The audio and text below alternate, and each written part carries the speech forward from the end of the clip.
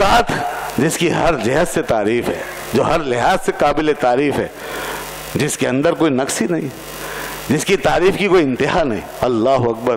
تعریف کی کوئی انتہا نہیں ہے. ہماری نظر میں کوئی انتہا نہیں، دنیا میں کوئی انتہا نہیں، لوگ نے اس کی انتہا کو نہیں پہنچ سکتے. خدا ہی جانتا ہے ان کی حد کیا ہے. ہمارے لیے کوئی حد نہیں. محمد نام رکھ کر کے بتا دیا، بس تعریف ہی کیے جاؤ. کتنی صدیاں گزر گئیں، کسی پہ اتنا لمبا وقت گزرا ہے کہ جو آج تک اس طرح تعریف کروا رہا ہو کوئی نہیں گزرا. بڑے بڑے بادشاہ چلے گئے، حاکم چلے گئے، سلاطین چلے گئے، اور کوئی ایسا ہوا آج تک جس نے اپنے دشمنوں سے اپنی تعریفیں کروا لی. جس نے سب سے پہلے منوایا تو کن سے؟ جن کے ہاتھوں میں پتھر تھے، جو خون کے پیاسے تھے. سب سے پہلے جب ان کی زبان کھلی تو یہی کہا، آپ سے بڑھ کر کوئی صادق نہیں، آپ سے بڑھ کر کوئی امین نہیں ہے. آپ سچوں میں سب سے بڑے سچے، امانت داروں میں سب سے بڑے امین.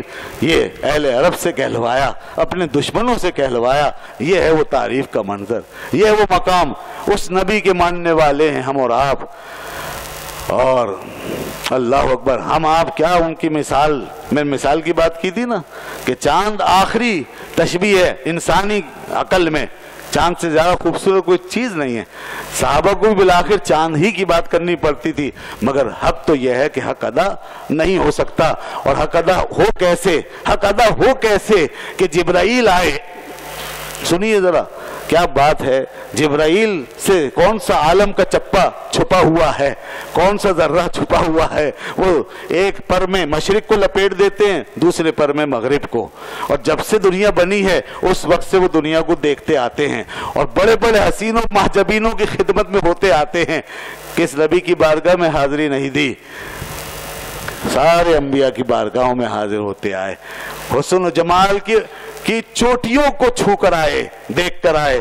بڑے بڑے جلوے، اللہ اللہ. جبرائیل کی آنکھوں میں کیسے کیسے جلوے بسے ہوئے ہیں، کون اندازہ کر سکتا ہے ان آنکھوں کے قربان.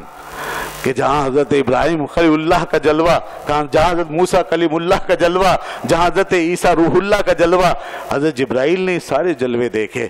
ان سے زیادہ خوش نصیب کون ہوگا.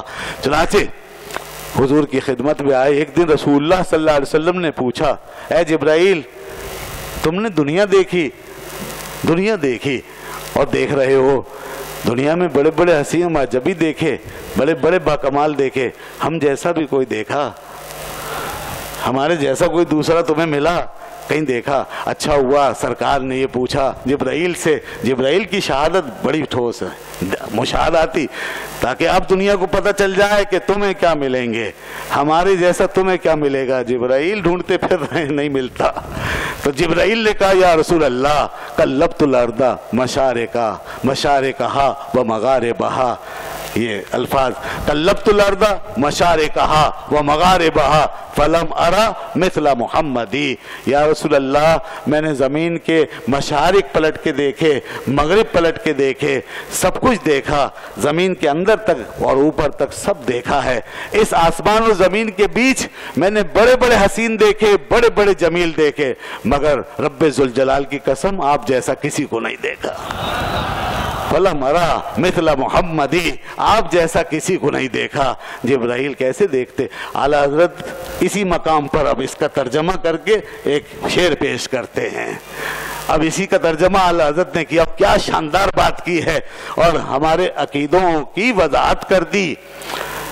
ہم کون ہیں، کیا ہیں، ہمارا اعتقاد کیا ہے.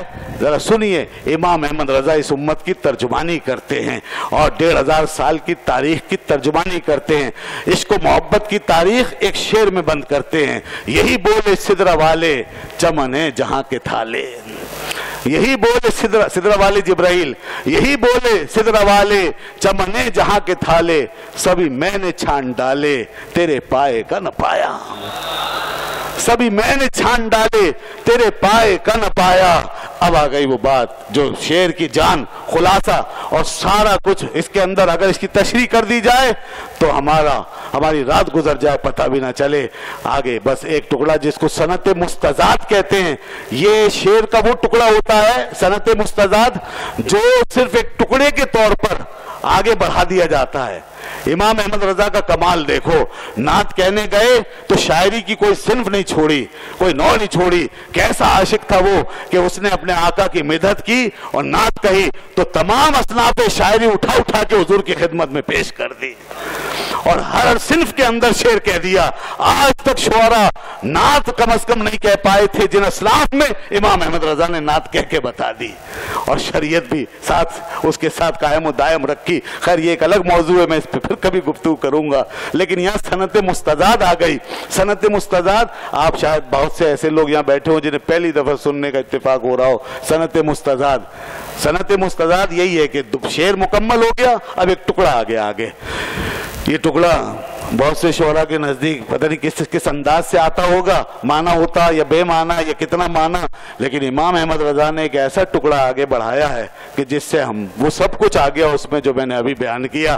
पूरी तारीख इश्क समोदी, हकीकत समोदी, हमारा अकीदा फलसफा सब उसमें डाल दिया। अब सुनिए फिर शेर और फिर वो टुकड़ा मैं पेश करता हूँ। यही बोल सिदरा वाले चमन है जहां के थाले, सभी मैंने छान डाले तेरे पाए का न पाया। शेर मुकम्मल हुआ, आगे मुस्तजाद आता है। तुझे